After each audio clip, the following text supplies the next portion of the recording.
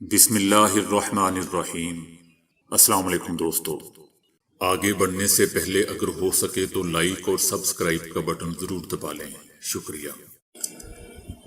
وبائی امراض سے سندھ کی ایک تحصیل میں 6 افراد مارے گئے۔ سرکاری اور غیر سرکاری سبھی ہاسپٹل مریضوں سے بھر چکے ہیں، جبکہ ڈاکٹر طوفانی بارش کے بعد نقل مکانی کر گئے ہیں۔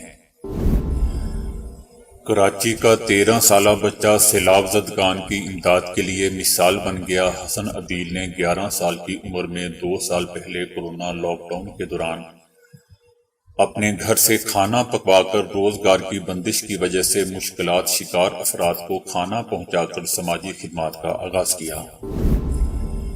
ایران کے خلاف منصوبہ بندی کے لیے صہیونی وزیر اعظم جرمنی روانہ۔ صہیونی میڈیا نے انکشاف کیا ہے کہ غاصب صہیونی اسرائیل کا عبوری وزیر اعظم ایرانی جوہری معاہدے کے حوالے سے گفتگو اور جرمن حکام کو اس حوالے سے غاصب صہیونی کو لاحق پریشانیوں سے آگاہ کرنے کے لیے برلن روانہ ہو گیا ہے۔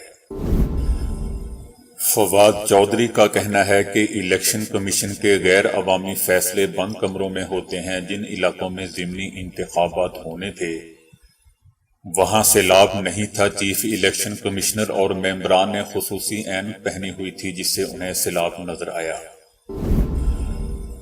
مولانا سعد رضوی کا کہنا ہے کہ اسلام، پاکستان اور عوام ہی ہمارا منشور ہے۔ ٹی ایل پی کے سربراہ کا کہنا تھا کہ ہماری معاشی ٹیم ملکی معیشت کو بہتر کرنے کے فارمولے کے لیے دن رات کوشاں ہے۔ ایسی معاشی پالیسیاں دیں گے جو ملک اور قوم کی حقیقی خوشحالی کا ذریعہ بنے گی۔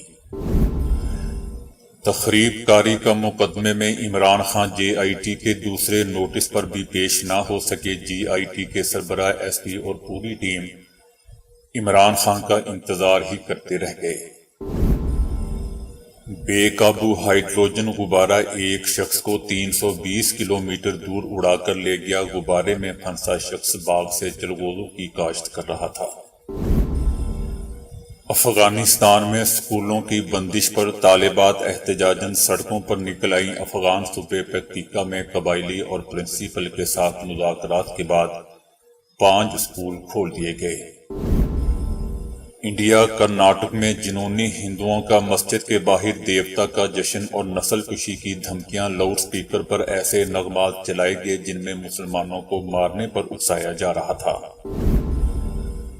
اداکارہ سجل علی کی عمران خان کے بیٹوں کے ہمراہ تصاویر وائرل۔ اداکارہ نے ٹورنٹو انٹرنیشنل فلم فیسٹیول میں اپنی فلم کے پریمیئر میں شرکت کی۔ طالبان کے زیر استعمال امریکی ہیلی کاپٹر تربیتی پرواز کے دوران تباہ 3 افراد مارے گئے۔ امریکی فوج انخلاء کے وقت بلیک ہاک ہیلی کاپٹر چھوڑ گئے تھے جو اب طالبان کے زیر استعمال ہیں۔ یوکرین نے بڑی کامیابی کا دعویٰ کیا ہے۔ یوکرین نے خارکیف میں روسی فوج کو پسپا کر دیا۔ روس کے ساتھ 6 مہینے کی جنگ میں یہ سب سے بڑی کامیابی ہے۔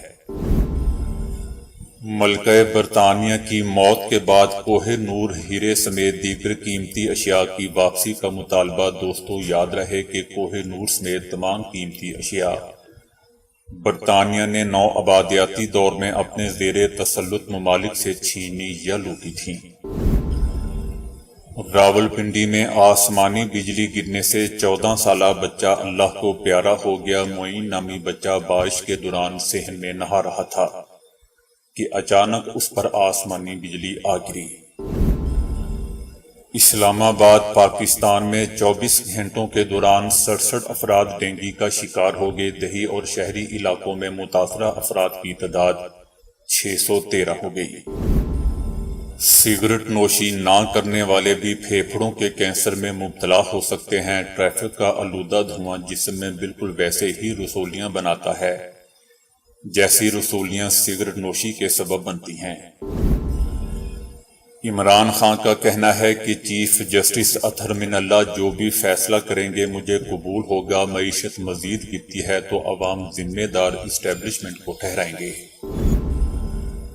نیوزی لینڈ میں ویل مچھلی سے ٹکرانے کے بعد کشتی الٹ گئی۔ 5 افراد مارے گئے۔ جب کشتی الٹی تو سمندر پرسکون اور طغیانی نہیں تھی۔ فرانسیسی صدر میکرون کا کہنا ہے کہ شمالی کوریا کا جوہری ہتھیاروں سے متعلق قانون عالمی امن کے لیے خطرہ ہے۔